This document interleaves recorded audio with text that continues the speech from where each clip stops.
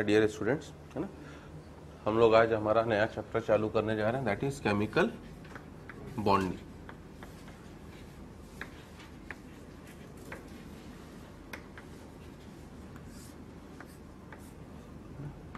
और अकार्बनिक रसायन के पॉइंट ऑफ व्यू से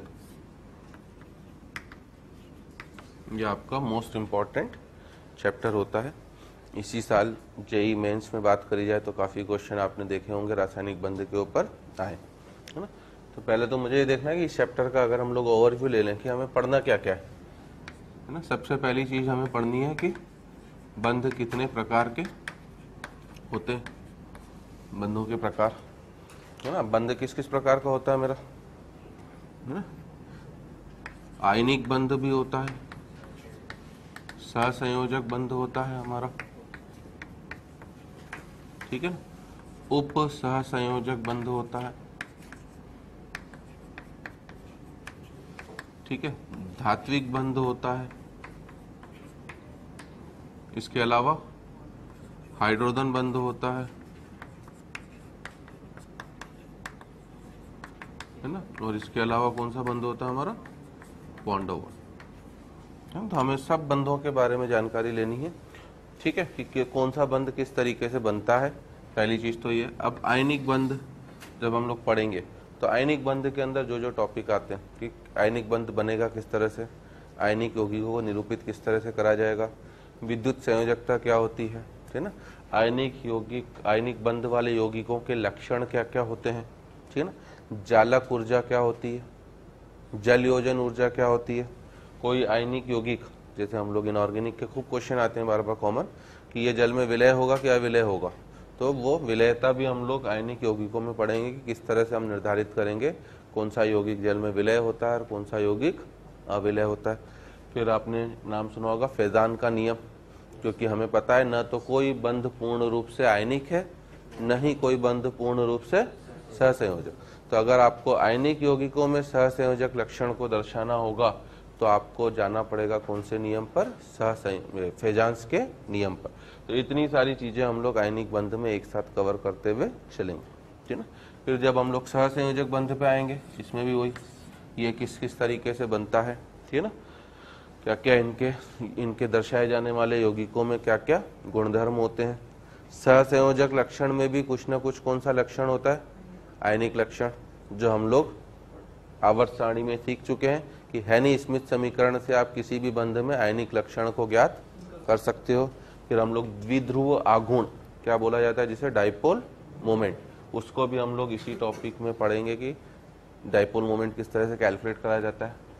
उप सहसंयोजक बंध मुझे पता है कि it is nothing but A part of किसका, सहसंयोजक बंध, है ना। ये उप सहसंयोजक बंध कुछ नया नहीं है, वो किसका पार्ट है, आपका सहसंयोजक बंध का। और आजकल IUPAC ने रिकमेंड कर ही दिया है कि आप उप सहसंयोजक बंध बोला ही मत करो, आप उसे हमेशा किस तरीके से दिखाया करो, सहसंयोजक बंध। धात्विक बंध जो धात्विक जालकों में पाया जाता है, हाइड्रोजन बंध जो अम्लीय हाइड्रोजन के द्वारा प्रदर्शित होता है, और वॉन डेर वाल, है ना। ये सब पहले चार जो हैं ये अंतः परमाणविक बल है। अंतः परमाणविक बल से मतलब क्या, जो दो भिन्न भिन्न परमाणुओं के बीच में बनेंगे। और नीचे वाले जो हैं वो अंतः आणविक, जो दो अलग अलग अणुओं के मध्य बनेंगे, है ना।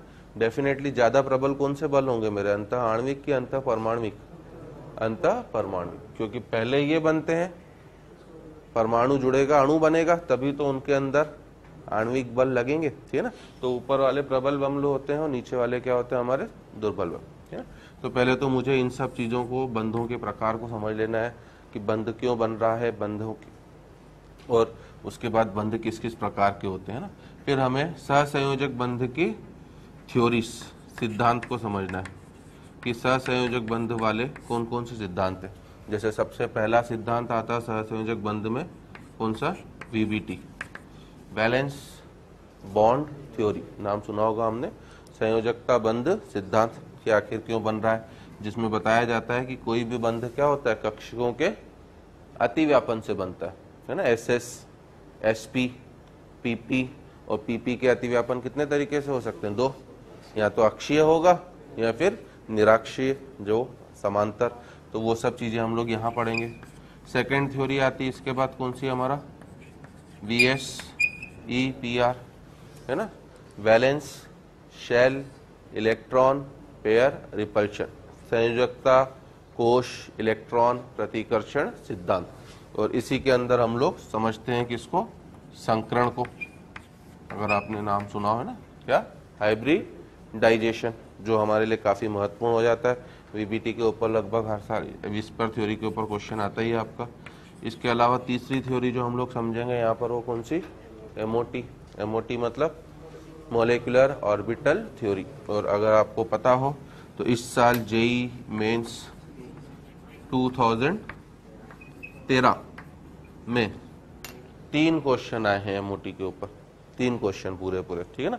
तो पहले मैं वही आपको चैप्टर का ओवरव्यू दे रहा हूँ कि MOT काफ़ी महत्वपूर्ण है, VSPR थ्योरी भी काफ़ी महत्वपूर्ण है। क्यों? क्योंकि इसी में हम लोग इनऑर्गेनिक केमिस्ट्री के जितने भी महत्वपूर्ण यौगिक हैं उन सब की संरचना हम लोग यहीं बनाएंगे, सबकी संरचना। लगभग हमें 150-200 संरचनाएं कंपाउंड्स की याद रखनी है ना। तो वो सब संरचनाएं हम लोग इसी टॉपिक के अंदर क्या करेंगे, पूर्ण रूप से कवर करें, ठीक है ना। तो ये हमारे मेजर, मैंने केवल 2 छोटे से पार्ट में से कॉम्प्रोमाइज़ कर दिया है, बट पूरा चैप्टर का हमने ओवरव्यू दे दिया है कि किस किस तरीके से मुझे किन किन चीज़ों को समझना है ना। तो it is the backbone of, backbone समझते हो ना, क्या, रीढ़ की हड्डी। जैसे रीढ़ की हड्डी हमारी हट जाए तो फिर हम खड़े बड़े नहीं हो सकते कि बिस्तर पे पड़े रहेंगे, बस घूमना फिरना सब बंद। तो वैसे ही अकार्बनिक रसायन के लिए ये चैप्टर क्या है, पूरा उसकी बैकबोन है, रीढ़ की हड्डी है। पीरियोडिक टेबल होता है, कुछ अंश पीरियोडिक टेबल, क्योंकि उसमें आपने देखा होगा कि आपने काफ़ी सारी जानकारियाँ ग्रहण करी हैं। सेकेंड नंबर पर हमारा जो महत्वपूर्ण चैप्टर होता है वो केमिकल बॉन्डिंग। या तो अब अगर मैं चैप्टर में घुसूं, सबसे पहले तो हम लोग ये बात करें कि आखिर बंध बन क्यों रहा है, आखिर भिन्न भिन्न परमाणु आपस में संयोग क्यों कर रहे हैं, बंध क्यों बन रहा है, ठीक ना।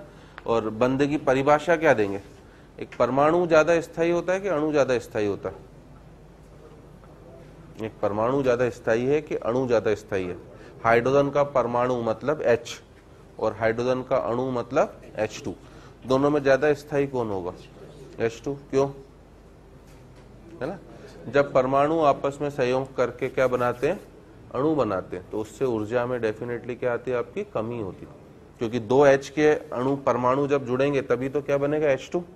और बंध का बनना, अगर मुझे इस चीज को तोड़ना है तो मुझे ऊष्मा देनी पड़ेगी कि ऊष्मा अवशोषित होगी, देनी पड़ेगी। अपने आप नहीं टूट रहा है, मुझे भले कम ऊर्जा देनी पड़े पर देनी तो पड़ेगी, तभी टूटेगा।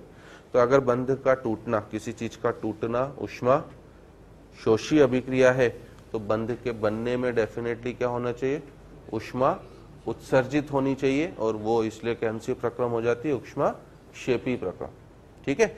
तो अगर 2 H के परमाणु आपस में पास पास आ रहे हैं तो इसका मतलब क्या है कि ऊर्जा क्या हो रही है, मुक्त हो रही।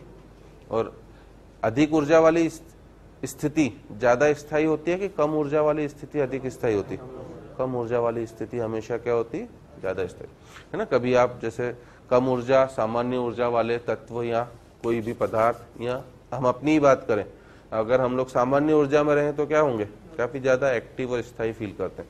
जैसे आप दिन को खाना खा रहे हो, लंच ले रहे हो, अब आपको जरूरत है 3 रोटी की और आप 30 रोटी खा लो जबरदस्ती ठूस ठूस के, तो आपको ही पता है कि आप किस अवस्था में आ जाओगे, है ना, अस्थायी अवस्था में। दिन भर पेट में गड़बड़, है ना, हवा लीक करोगे बार बार, आप खुद ही अपने आप में परेशान भी रहोगे, क्योंकि आपने अननेसेसरली क्या कर लिया, ऊर्जा को ज्यादा क्या कर लिया, ग्रहण कर लिया, जिसकी आपको जरूरत नहीं थी। तो वो स्थायी, वो अवस्था हमारे लिए कौन सी अवस्था हो जाती, अस्थायी अवस्था हो जाती, समझ लो। तो इस वजह से जब बंध बनना है और ऊष्मा मुक्त हो रही, तो डेफिनेटली अणु किसको प्राप्त कर रहा है, स्थायित्व को प्राप्त कर रहा है। तो अणु का स्थायित्व हमेशा परमाणु के स्थायित्व से काफी ज्यादा होता है। इस वजह से पहला कारण यही होता है कि बंध बनने के प्रक्रम के दौरान ऊष्मा मुक्त होती है, जिससे अणु को क्या प्राप्त होता है, स्थायित्व। इस वजह से कोई भी परमाणु, हमारे पास अगर आवर्त सारणी देखें तो हम जो पढ़ चुके हैं, टोटल कितने तत्व हैं आवर्त सारणी में, 118 तक, जिसमें से भी बीच का एक तत्व गायब है, 117, ठीक है, 117 परमाणु क्रमांक वाला, अभी उसकी खोज नहीं हो पाई। तो हम लोग टोटल 118 भी रख लें तो तत्व तो केवल 118 है और यौगिक कितने? परमाणु या तत्व जो बोलूं 117 ही मेरे पास, और यौगिक कितने हैं? अरबों करोड़ों में है, अरबों करोड़ों, समझ लो, करोड़ तो बाद में जोड़ा, अरबों करोड़ों में, क्योंकि कार्बनिक यौगिकों की ही बात करें तो हर साल करोड़ों में तो नए यौगिक खोज हो जाती है, उनकी तो डिस्कवरी हो जाती है, ठीक है ना। इनऑर्गेनिक के यौगिक भी हमारे पास करोड़ों में तो होंगे, तो इतने साले तत्व के लिए 117 और यौगिक हमारे पास अरबों करोड़ों में, तो ये कैसे संभव हुआ? ये संभव हुआ किससे? केमिकल बॉन्डिंग के थ्रू, रासायनिक बंध के थ्रू, कि परमाणु आपस में जुड़ जुड़ कर क्या करते जा रहे हैं? नए अणु का निर्माण करते जा रहे हैं। और वो संयोग का कारण पहला तो निम्न ऊर्जा की प्राप्ति, कि वो अपनी ऊर्जा को क्या करना चाहता है? कम करना चाहता है। दूसरा कारण होता है अक्रिय इलेक्ट्रॉनिक विन्यास को प्राप्त करना, मतलब अर्थात अपना क्या करना? अष्टक पूर्ण करना, ठीक है। तो पहले हम लोग रासायनिक बंध की परिभाषा लिखेंगे, फिर हम लोग ये कारण लिखेंगे। तो रासायनिक बंध की परिभाषा लिख लेना, है ना। वह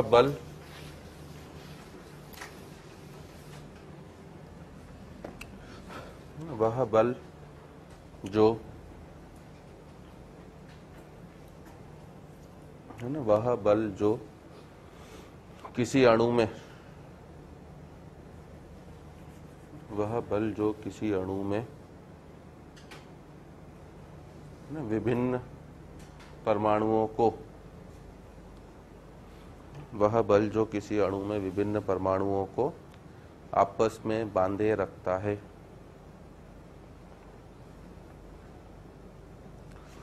किसी अणु में विभिन्न परमाणुओं को आपस में बांधे रखता है, रासायनिक बंध कहलाता है।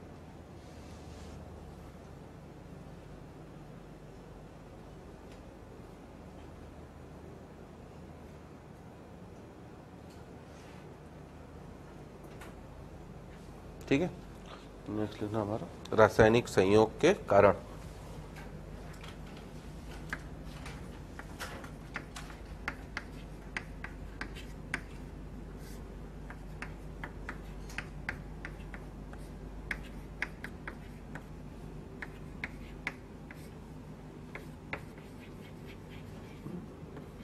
Cause of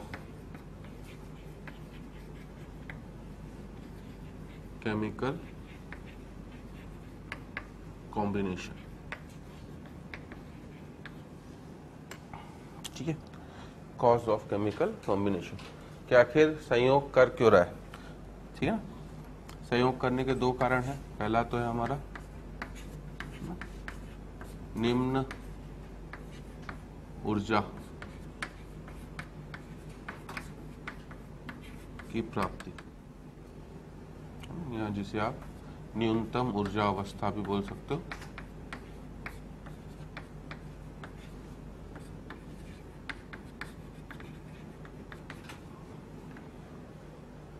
ठीक है, जैसे दो परमाणु, मान लीजिए मैं ए और बी की बात कर रहा हूं, दो भिन्न भिन्न परमाणु,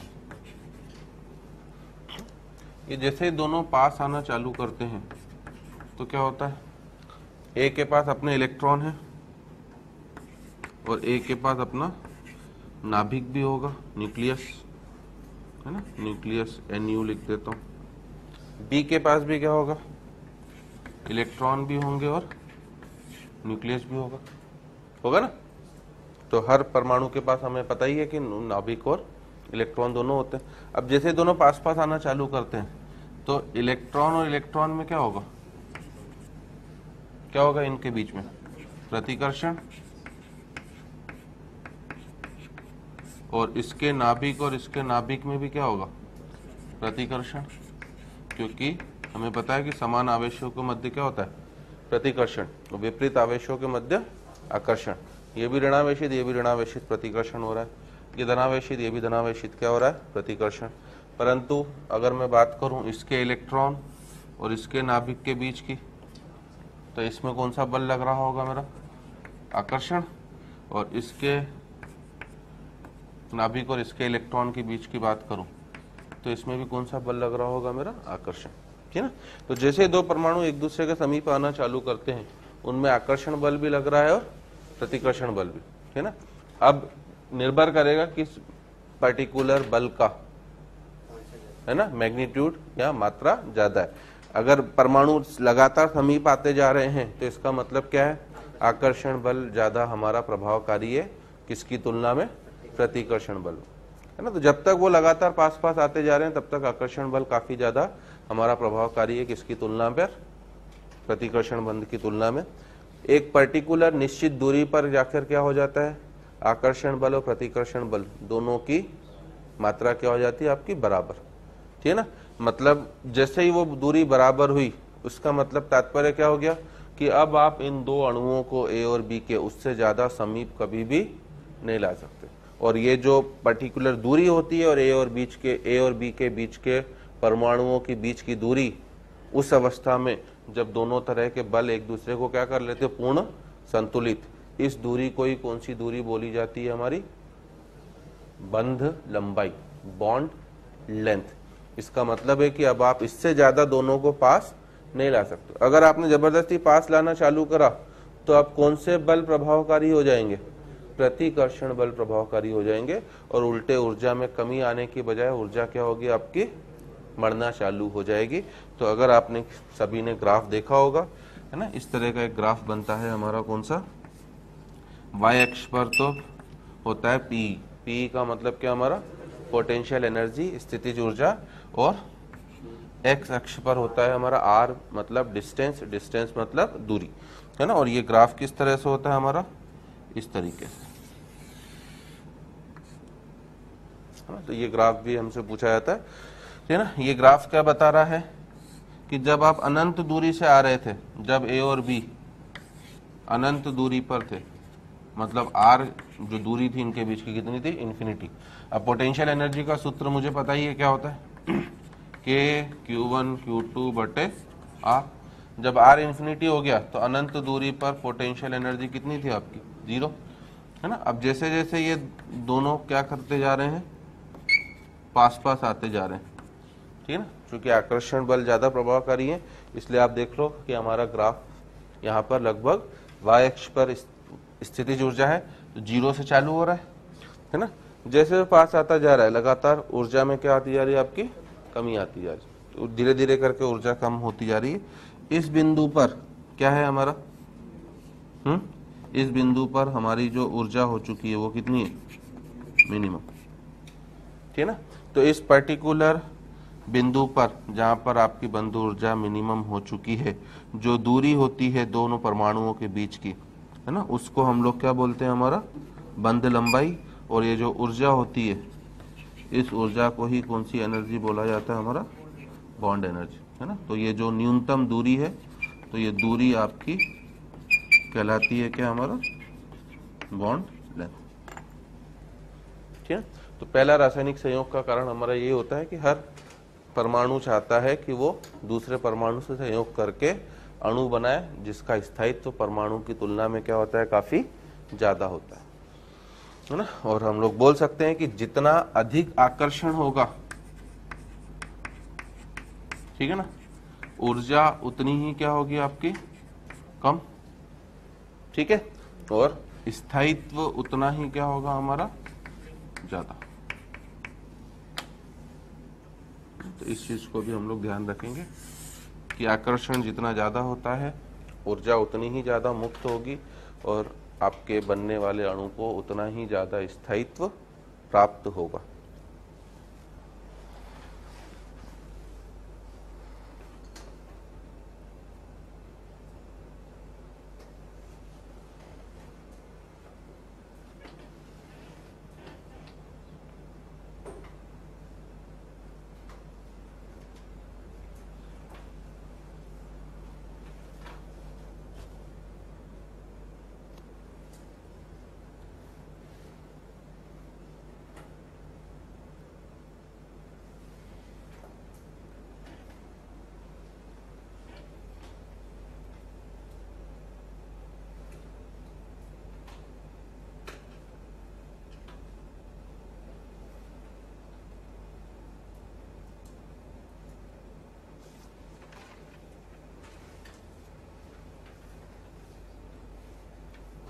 ठीक है।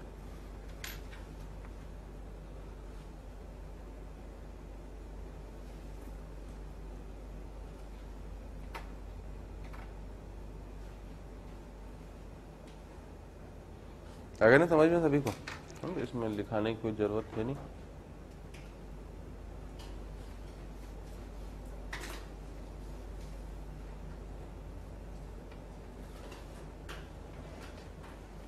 है ना, 2 लाइनें बस चाहो तो लिख लेना कि न्यूनतम ऊर्जा अवस्था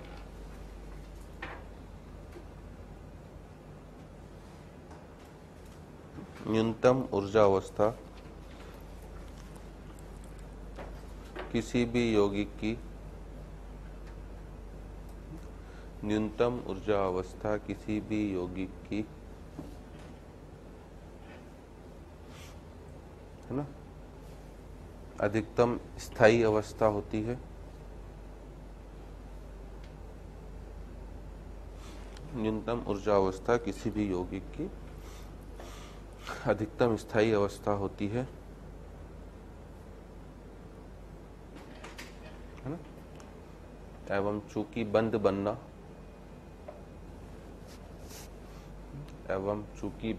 बनना एक ऊष्माक्षेपी प्रक्रम है,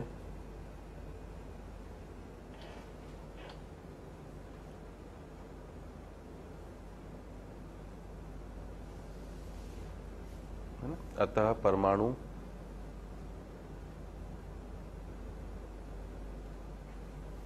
आपस में क्रिया कर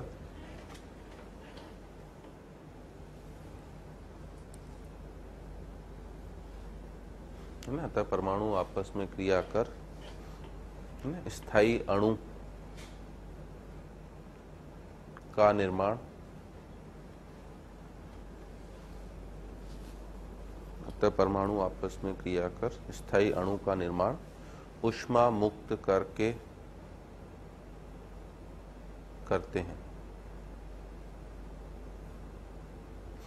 अतः परमाणु आपस में क्रिया कर स्थायी अणु का निर्माण ऊष्मा मुक्त करके करते। तो पहला कारण तो ये बेटा हमारा। दूसरा कारण होता है आपका, है ना, अक्रिय गैस विन्यास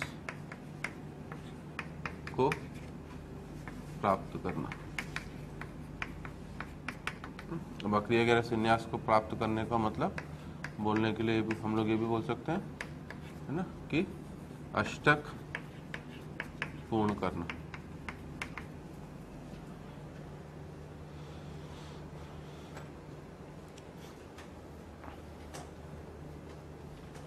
इसमें भी 2 लाइन हम लोग लिखना चाहे तो लिख लें, है ना, कि सामान्यतः यह पाया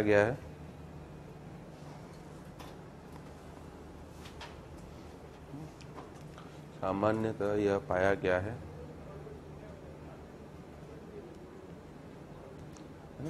कि अक्रिय गैसें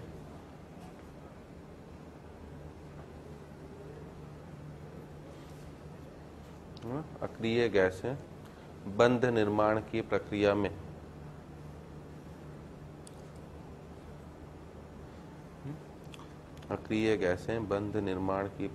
में भाग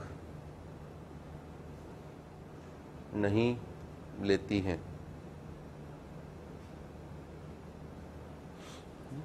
बंध निर्माण की प्रक्रिया में भाग नहीं लेती हैं, जिसका कारण इनका स्थायी इलेक्ट्रॉनिक विन्यास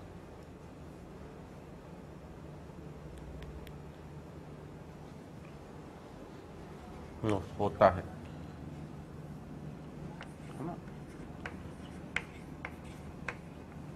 ठीक है ना। तो अब मुझे पता ही है कि अक्रिय गैसों का इलेक्ट्रॉनिक विन्यास क्या होता है, इलेक्ट्रॉनिक विन्यास ऑफ इनर्ट गैस। तो मुझे पता है कि इनका इलेक्ट्रॉनिक विन्यास क्या होता है, NH2 NP6। NH2 NP6 का तात्पर्य क्या है, इधर 2 इलेक्ट्रॉन, इधर 6, 2 + 6 कितने इलेक्ट्रॉन हो गए हमारे, 8। तो इनडायरेक्टली इनका अष्टक क्या है आपका, पूर्ण, है ना। तो वैज्ञानिकों ने जब देखा कि यार नोबल गैसेस कोई भी यौगिक नहीं बना रही हैं, ठीक है ना, क्यों नहीं बना रही, क्योंकि उनका इलेक्ट्रॉनिक विन्यास लगभग सभी का यही है, केवल किसको छोड़कर, हीलियम को। हीलियम का मुझे पता ही है कि हीलियम का केवल 1s2 होता है, बाकी कोई भी उठा लो हीलियम का, neon, argon, krypton, xenon, radon, सबके लिए NH2 क्या होता है आपका Np6, ठीक है ना। तो उन्होंने इस इलेक्ट्रॉनिक विन्यास को क्या करा, पूर्ण स्थायी विन्यास माना। तो ये स्थायी विन्यास है हमारा, या अष्टक पूर्ण बोलते। तो बाकी सभी तत्वों की अगर हम लोग बात करें तो उनके पास इस तरह का स्थायी विन्यास नहीं है। तो वो इस विन्यास को प्राप्त करने के लिए क्या करते हैं, या तो इलेक्ट्रॉनों का आदान प्रदान या इलेक्ट्रॉनों का क्या साझा करके इस विन्यास को प्राप्त करने की कोशिश करते हैं, अर्थात वो बंध बनाने की प्रक्रिया में भाग लेते हैं, ठीक है ना। तो नीचे लिख लेना कि बाकी सभी तत्व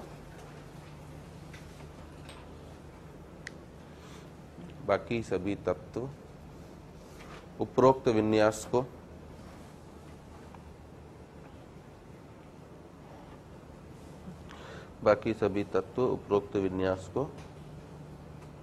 प्राप्त करने के लिए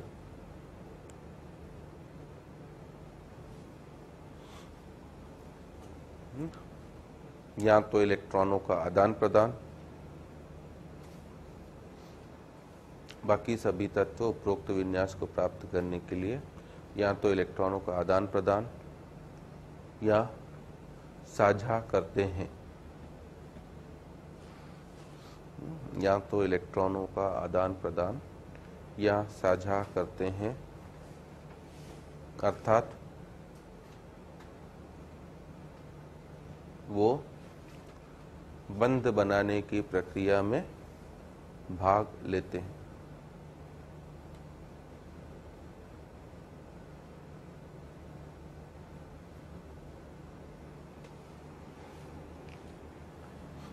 अर्थात वो बंध बनाने की प्रक्रिया में भाग लेते हैं।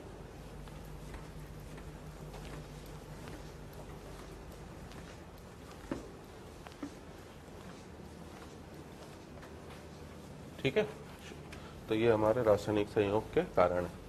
अब लिखना हमारा रासायनिक बंध के प्रकार।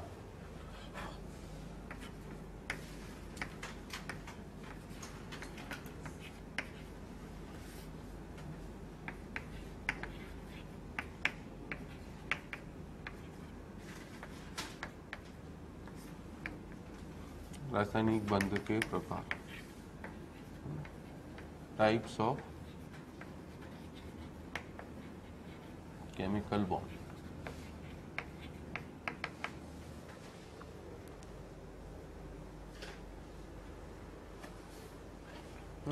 इसमें लिखना कि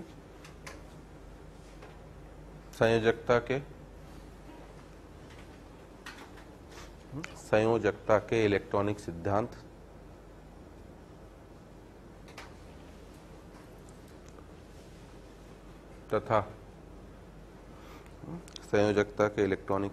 तथा संरचना के आधार पर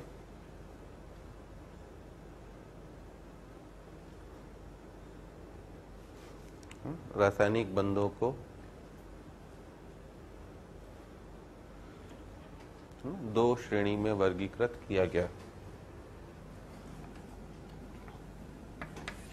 पहला तो है आपका अंतः परमाणविक, इंटर मॉलिक्यूलर,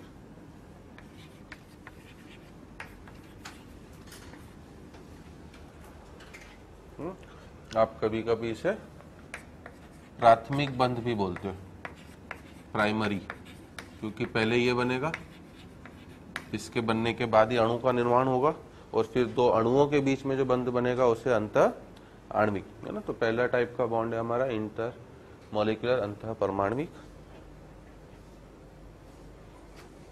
ठीक है, जिसमें लिखना कि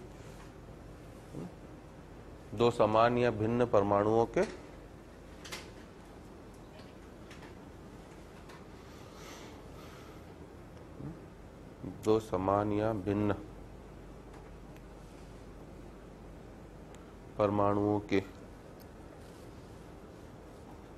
मध्य दो समान या भिन्न परमाणुओं के मध्य बनने वाला बंध।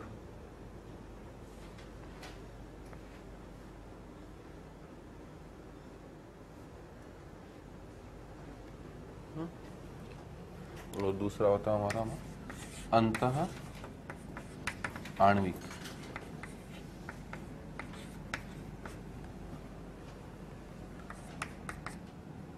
ये इंटरमोलिकुलर, इंग्लिश में गलत लिख दिया ना, इंटर क्या होगा यहाँ पर एटॉमिक, और नीचे वाले में होगा इंटर मोलिकुलर। आप इसे सेकेंडरी बॉन्ड भी बोलते हो, जो बाद में बनता है, द्वितीयक।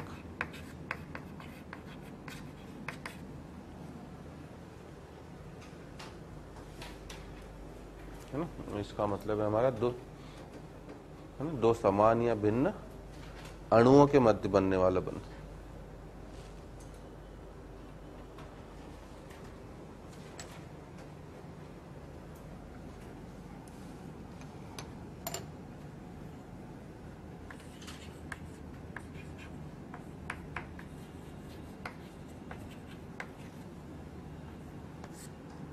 ठीक है ना, तो इस वजह से हम लोग केमिकल बॉन्ड को मेजरली दो कैटेगरीज में डिवाइड कर रहे हैं। पहला है आपका इंटर एटॉमिक, और ये इंटर एटॉमिक जो है ये अब खुद कितने तरह का होगा आपका, 4 तरह का।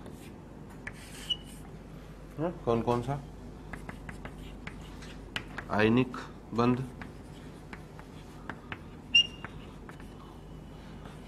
कोवालेंट बॉन्ड,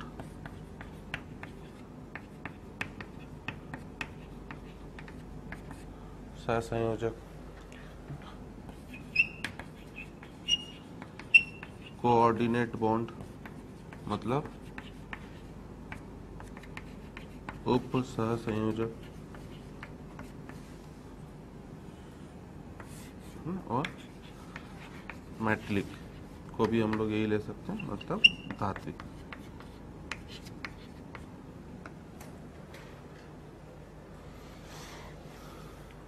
इंटर एटॉमिक जो बल होते हैं ये प्रबल बल होते हैं, और इनकी जो बंध ऊर्जा होती है वो लगभग 200 से 400 किलोजूल प्रति मोल के श्रेणी की होती है। इंटर एटॉमिक बल प्रबल है और इनकी बंध ऊर्जा 200 से 400 किलोजूल प्रति मोल की कैटेगरी की होती है आपकी।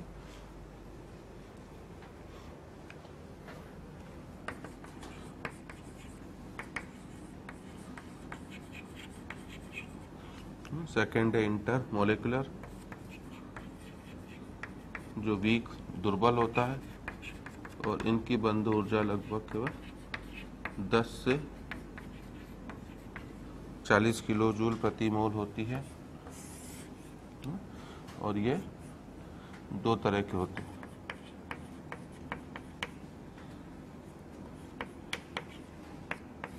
है ना, वॉन डर वाल बंध, ठीक है ना। अब वॉन डर वाल बंध भी खुद कितने प्रकार का होता है आपका, 5 प्रकार का, है ना। तो वो हम लोग वॉन डर वाल बंध में ही पढ़ेंगे। तो ये 5 प्रकार का होता है स्वयं, और सबसे दुर्बल बंध, है ना, वॉन डर वाल बंध ही होता है सबसे दुर्बल। 10 से 40, लगभग 2 से 40, 10 गलत लिख दिया ना। दूसरा बंध होता है हमारा कौन सा,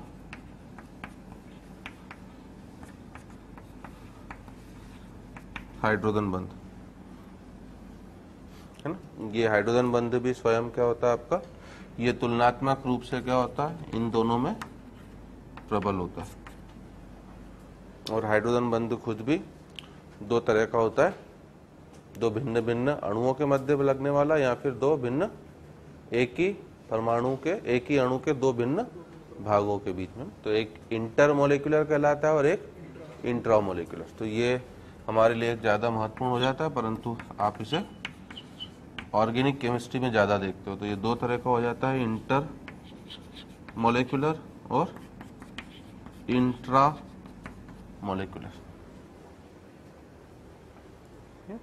तो ये हमारे रासायनिक बंधों का वर्गीकरण है और हमें एक एक करके सभी बंधों को, और हर बंध में जो जो चीज आती जाएगी, है ना। जैसे आयनिक बंध में मैंने आपको इशारा दिया था, ये बंध कैसे बनेगा, इस बंध में कौन कौन से ऊर्जा शामिल हैं, ऊर्जा परिवर्तन शामिल है, जालक ऊर्जा क्या होती है, जलयोजन ऊर्जा क्या होती है, आयनिक यौगिक विलय कब होगा, आयनिक यौगिकों के लक्षण क्या क्या होंगे, फेजान नियम क्या होता है। तो वो सब जानकारी हम लोग हर बंध में एक एक करके नेक्स्ट क्लास से कंप्लीट करते हुए आगे बढ़ते हैं।